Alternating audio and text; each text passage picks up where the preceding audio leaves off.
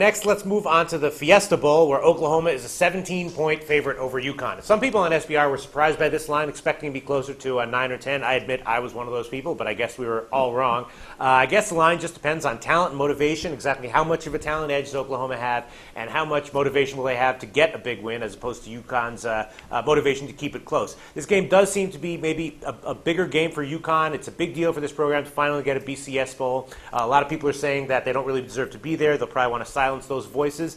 Oklahoma, on the other hand, it's great that they had another successful season. This is also sort of expected for them, many years, so they don't quite have as much to prove in this game. But still, maybe the talent level is just so great that a 20-point win by Oklahoma is more likely than not. So, what do you guys think? We'll start with Zach, who's had a great read on Oklahoma football all year long and proved it with great picks. Yeah, let me just disclaim once again that I did graduate from the University of Oklahoma. Yes. However, my opinion on them is purely, it is unbiased because we're talking about making money here, not about education. If you take UConn in this game, you are a sucker. UConn has no chance. If you watch the West Virginia game, they should have been blown out, except for West Virginia fumbled 7 times. Oklahoma has talent all over the field. Even though they barely beat Nebraska, Oklahoma had 7 scoring opportunities in that game. So they left a lot of points off the board. They have too much offense, too many playmakers. We're 9-4 this year against the spread with Oklahoma. UConn has nothing. They have a third-string quarterback who just cannot move the ball. They relied on being very fortunate against Pitt, against South Florida, and against West Virginia to get to this point.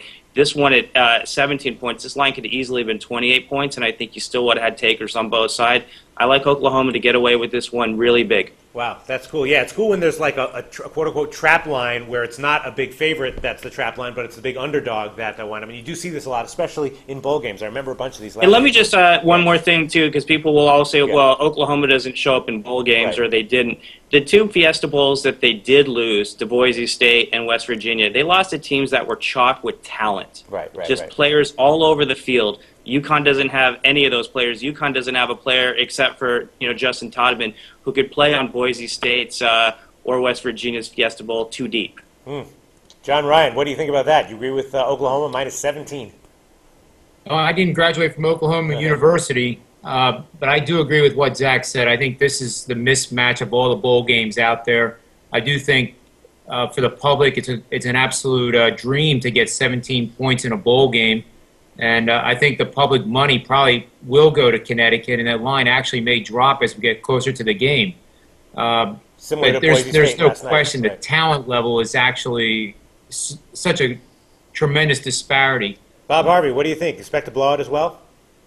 Well, I do, and just remember, you can't spell route without OU, and we're going to see it. And I'm thinking, I was looking at the schedule, if these bowl makers had been on top of it, we could have had a situation, nobody would have watched it, but you could have had a situation, pardon me, that's the front door, but you could have had a situation where you could have Boston College play against Connecticut and have Oklahoma against Nevada, and that would have been a much better pairing. But I love Oklahoma. Big, big win for the Sooners.